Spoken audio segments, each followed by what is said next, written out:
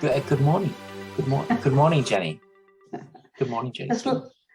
It's lovely to see you, and thank you for taking part in our hosting community conversations guest spot.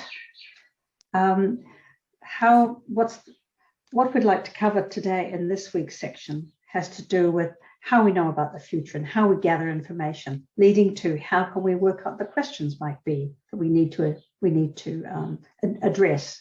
And we're thinking about community, as you mentioned, we discussed earlier. Community can be a destination, it might be a city, it might be a group of interest on a global scale. But I think at this point, we're thinking perhaps as a destination level.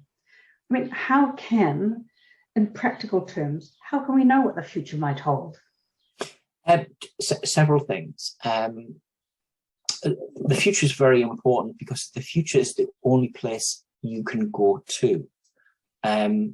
Because when we're in the present, we can't change the past. So understanding where you want to go and what you want to be in the future is very important. And from a tourism perspective, there are many ways to get there. But the first question is, what do we mean by the future? Where do you mean in the future? So if I talk to colleagues, for example, that are involved in climate change and sustainability, colleagues here in Wellington will talk about what will Wellington look like in the year 2050 and what does climate change? What are the consequences of climate change? So those that are involved in city destinations and doing sustainability and climate change will probably use very strong quantitative methods, ranging from CGE models to understand how change occurs long term.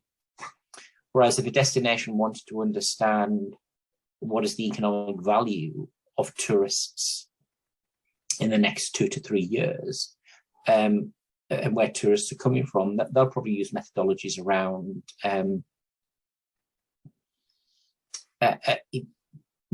econometrics. If you talk to marketeers, they want to understand who is the tourist of today, who will be the tourist of tomorrow. They would use market segmentation models, basically the combination of social attitudes with demography, to understand how tourists are changed. But my methodology, my interest is an understanding of scenario planning, which is saying that there's probably not one future you could be, but there are several futures that are possible. And it's about understanding those different dimensions. What are the value systems? What are the economics? What is the impact? What are some of the social implications for these different types of stories? And that methodology to get there is fundamentally understanding trends, the trends that are shaping your place, your destination, just monitoring those and seeing where they're going, but also talking to experts, people around you, communities. So, for example, if you want to understand change in a community, on one hand, you could talk to the academic, and they will tell you their opinion based upon information. But it's also important to talk to other people. So, for example, the two most opinionated people in the world are hairdressers and taxi drivers, because they talk to so many people and see different attitudes and people from different walks of life. They've actually got a good understanding of what's happening at the moment and what are some of the value systems that are going on. So understanding diversity is very important. And you take all of these opinions and trends and put them all together and decide which of the trends are more important to you for shaping your place of where you want to take it.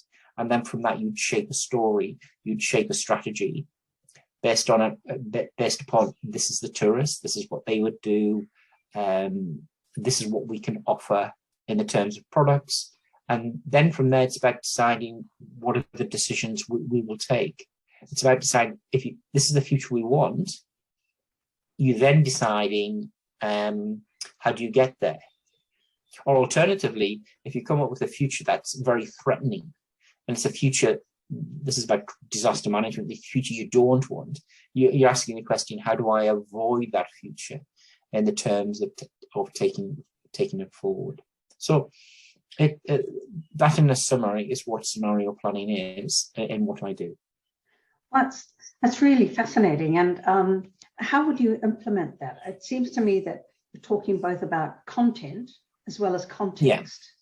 Yeah. How do you actually get your hands around it? Well, a lot of it's about convincing people that change is necessary. And that's an approach where it's about bringing people together to co-create, to co-design. So it's an understanding, these are the trends, these are the changes that are going to occur, but it's not telling somebody this is what it is. They need to co-create it. They have to have a mental understanding, a thinking understanding of this is it. So they've got to be part of the process. So a lot of the work is workshop based. It's conversation based. So when we're doing a project with a client or clients or with a destination, there's a series of points of connection, and they could be workshops, or they're just conversations. This is what we've got so far, and this is what we're doing. What do you think? And there's lots of iteration.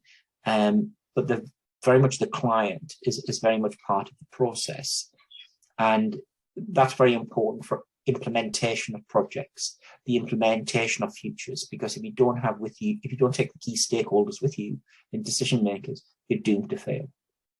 I absolutely agree. And there's a tendency too, I think, for people who work from an academic sphere, or researchers, to forget that they are not the process.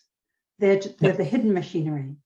And that Yeah, and you're quite right. And I think what's important in the work that I do is I classify myself as a researcher. So I'm a person that will take a research problem, make sense of the problem, identifying issues.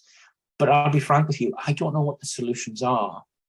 There are other people that are experts within this context and decision makers who can then link the solution to the issue or the issue to the solution. And that's what's important. And that's why the process of co-creation is about it.